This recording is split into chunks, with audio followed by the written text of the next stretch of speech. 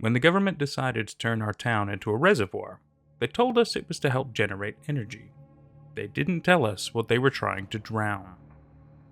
When I walked into our house, I was expecting Mom to be there with a frozen bag of peas. She knew the drill. It wasn't my first fight at Round Valley Middle School, but I knew it would be my last. By Monday, every locker, classroom, and lost pair of sweatpants would be under 200 feet of water. But Mom wasn't there. The house was quiet. "Mom?" I said. It was 1 p.m., 3 hours earlier than I normally got home. Dad was usually in his office on a work call with Mom in the kitchen working on our next strange project. For the last few weeks, it had been pickling carrots. When I walked toward the kitchen, I saw a note on the counter. Billy went into town to finalize some things. Be home around 5. P.S. Don't let anyone inside the house, even if you know them. Love, Mom and Dad. I crumpled up the paper and threw it in the trash. Then I went to the freezer for my peas. The boy who punched me was an old friend of mine, although we hadn't been friends for a few weeks. Ever since the town decided to forego our land and turn it into a reservoir, the energy at school shifted. In a way, it felt like our lives were ending, even though the mayor said we were simply moving up the hill. Apparently, reservoirs were good for generating power and would help fund the town's longevity, blah blah blah. When I told Dad about that, he simply nodded, then changed the subject. "Whatever they tell you," he said, then started taping up another box. I didn't really understand it. All I did understand was that everything I ever knew would soon be gone. I opened the freezer and pulled out the peas. As I pressed them onto my face, the pain intensified. He got a really good shot on me this time. The fight happened during math class. The teacher scribbled some numbers on the board, then called on me to say what they equaled. I made up a number. 54, I said. The class laughed. My face felt hot. "No," she said. "Sometimes something will take the place of something else, like a symbol taking the place of a number. In this case, the answer is X." More laughter. "Don't worry, Billy," my old friend said, turning to face me. "The monster isn't going to feed on stupid people." When I opened my eyes again, I was on the ground, collapsed between the overturned chairs. He was underneath me, his face covered in blood. People started screaming. I didn't know what I was doing, but I felt better. Then he managed to get a fist free and hit me in the eye. I fell back. The teacher pulled me off him. Then, an hour later, I was suspended. They didn't even bother calling my mom this time. The principal told me to walk home. I stood in the kitchen for a moment, the cold offering relief as my thoughts did the opposite. I hated being the problem child. I wished I could be more like my sister, even though I kinda hated her. Then, as if she heard me, the door opened. I turned to look. "Shouldn't you be at school?" she asked. My sister was standing in the doorway, her arms crossed. "Bailey?" I could just make her out, my good eye decoding the shapes. "What happened to your eye?" she asked. "What happened to boarding school?" I asked, mimicking her tone. "I took the bus in," she said. "I wanted to spend one more night at the house before they drown us."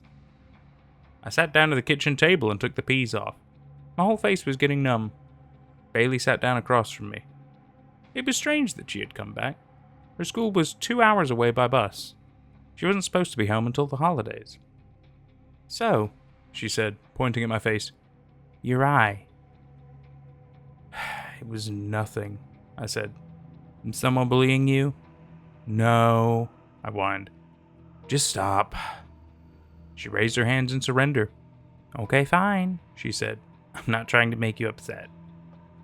She looked different today. It had been the longest time we'd ever been apart. I didn't realize how much a face could change in just a few weeks. "Mom and Dad are going to be so mad that you're skipping boarding school," I said. "I got permission," she said. "My teachers thought the reservoir was a mean thing to do to our town." I shrugged, hating that I agreed with her. It wasn't fair that we had to move just because some energy company wanted to build a reservoir. Plus, this whole situation led to a bunch of silly rumors. According to the boys at my lunch table, there was some creature living in the woods and the water was a way to wash it out.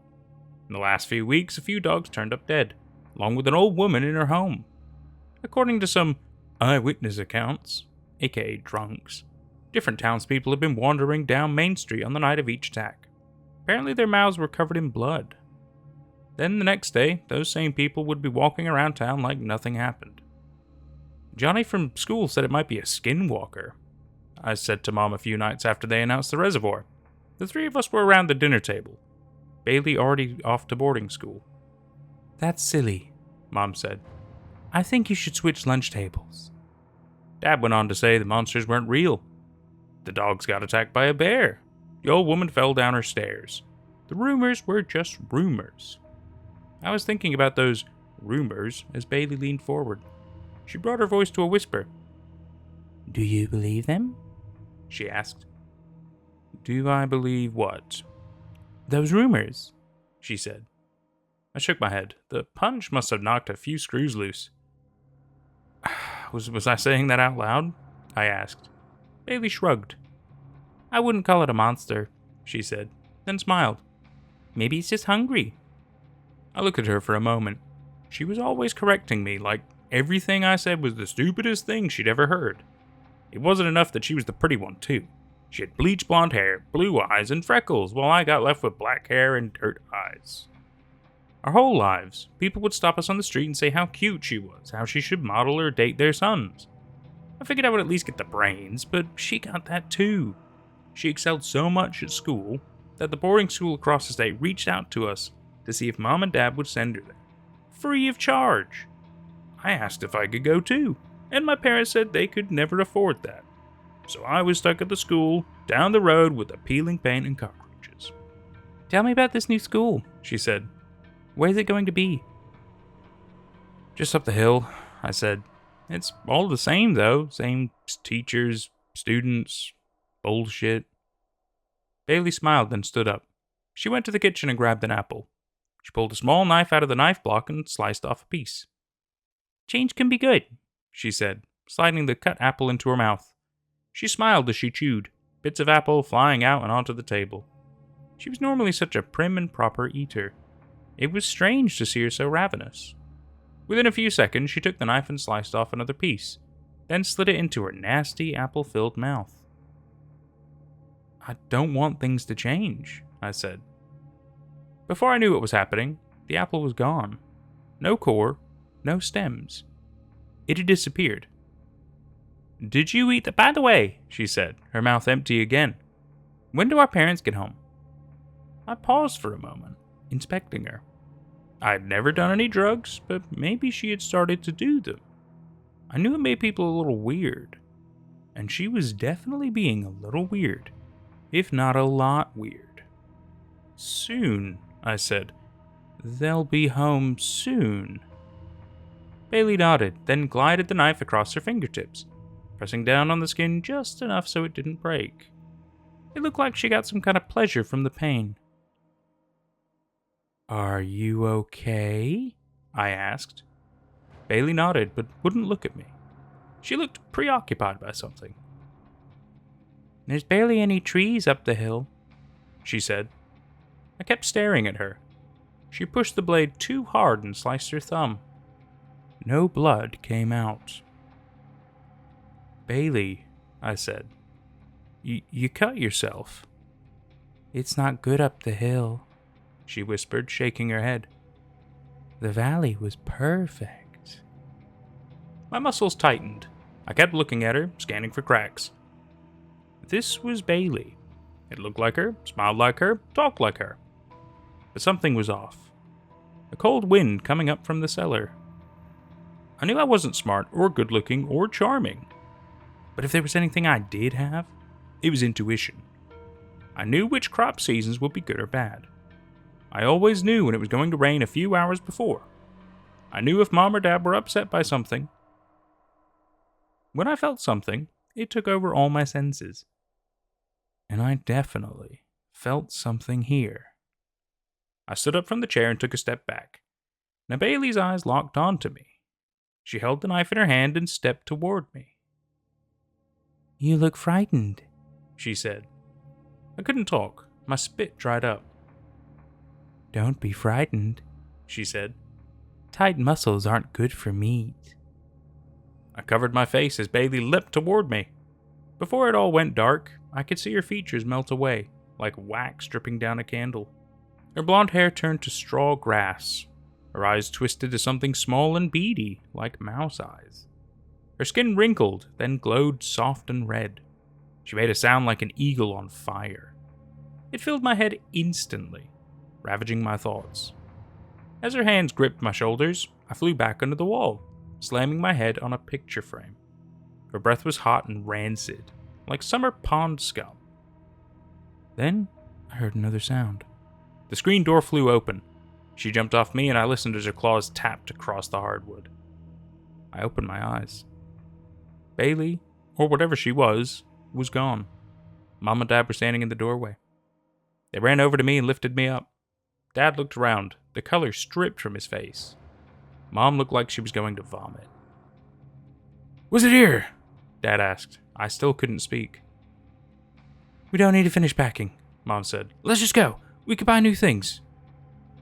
"Bailey," I finally said. "We'll call her at the hotel," Dad said, then lifted me on my feet and pushed me out the door. A moment later, we were in the car. I kept looking out the window, waiting to see her again. Then in the distance, I noticed something. In the cornfield next to our house, a few rows of crop were flattened, the stalks around them shaking. The hotel was full of people from the town, like some kind of refugee camp. I even saw my old friend who I punched. When we locked eyes, we nodded to one another, like the whole encounter had created some kind of respect between us. When the shaking in my hands finally went down, I took a shower and got ready for bed. As I laid there on the stiff motel mattress, I listened as Mom tried and failed to call Bailey's school. By the third attempt, my heart sank. Mom looked worried too. Then, miraculously, I heard her voice. "Sorry," I heard through the phone. "I was at the library. Big exam coming up." Mom continued on with the conversation, her worry melting away. Meanwhile, Dad came over and sat on the bed next to me. He put his hand on my knee and looked at me. "You okay?" he asked. I nodded, then shook my head. "Sure," I said. "Maybe, I don't know." "Maybe is good," he said. As Mom went on asking her standard checking questions, I could hear Dad's breathing pick up. He was normally a rock. Now he looked like a scared child. I looked up at him. "What was that thing?" I whispered. Dad looked at me, then shook his head. "Just get some rest," he said. "The waters will be here soon." And that was when the government decided to turn our town into a reservoir. They told us it was to help generate energy. They didn't tell us what they were trying to drown. By outside your window. Now, what's really great about this story is you've got a nice little bit of story, a little bit of lore. You got a little bit of world building. Not too much that it focuses on that. It's got a good amount of there's real people, real situations, real problem. You got an interesting perspective of a kid in middle school who he's not the brightest, he's not the best at everything. He's a bit of a troublemaker, but you could tell he doesn't mean bad. And you can also tell that he's not really a liar, which is good. And I think it's great because it's a situation where there's rumors of a creature, right? Which some people think is a skinwalker. There are probably other rumors of monsters as well, I'm sure. And the government is clearly so aware of this that they're happy to allow an energy company, which is obviously the cover-up, to literally vacate that whole town in that little valley to flood the area to potentially get rid of this creature. But obviously that's not what they're going to tell people. Why would they tell people that? That would cause panic and hysteria and things. People would freak out. So it's got the makings of government cover-up. It's got the makings of, people who know too much, and there's obviously more people behind it. It's very interesting. It makes you wonder if this sort of situation has happened before. What other kind of cover-ups have they done? Is this the first of this specific creature? Is it a skinwalker? There are many questions, and I think that's great in a story where, even though you do kind of get to see the monster, you don't know enough of the information still to really define what it is. nor do you get a clear answer. So it kind of allows you to have a level of interpretation with it, which I think is fun. I think it's always a good idea. It's also good to know what the monster is at the end of the day. Like if there's maybe a follow-up to the story or a part 2 or something, then yeah, absolutely. Now, what's great about this? What's great about this? I need to tell you, because when I reached out for permission to outside your window, turns out they're an author, and this specific story is going to be in their upcoming book. Well, actually, no, it's not upcoming. It's I can't say upcoming anymore because this video is going out after the book is being released. So the book is called 5-Minute Frights: Scary Stories That Won't Let You Sleep collection. It's volume 2 of the 5-Minute Frights by Dan DeLuise, or DeLuise. I apologize if I'm saying your name wrong. And so this guy's got all kinds of really cool, fun, short horror stories, which is awesome. And so this story that we've just read is going to be in this book as well. That's amazing. That's awesome. I'll be sure to give you a link in the description where you can go buy the book yourself if you're really interested. They're quite reasonably priced, if I'm honest with you. A lot of them are quite cheap. He's got quite a few of them, so I would I'd totally check some of them out. I might talk to him about maybe reading some of these on a stream or something. I think that'd be quite fun, because I know we want to do a cozy reading stream thing anyway. I think this would be a good way to kind of start it with these short kind of scary stories. I think it's awesome. So yeah, I thought I'd share that with all of you. It looks good. I gotta admit, I'm definitely gonna see about getting some of these books, because I like me some short scary stories. I like more independent authors, and that's exactly what this is. It's the best of both worlds when it comes to that. So that's fantastic. Oh man, yeah, what a great story. What a good little story. I'm very excited to see the rest of the work. I really am, because this was good. This was very good, and I should know. I've got good taste. I've been Nate at Night. I've really enjoyed myself, and I sure hope you have too. We'll see you for whatever's next. Take care.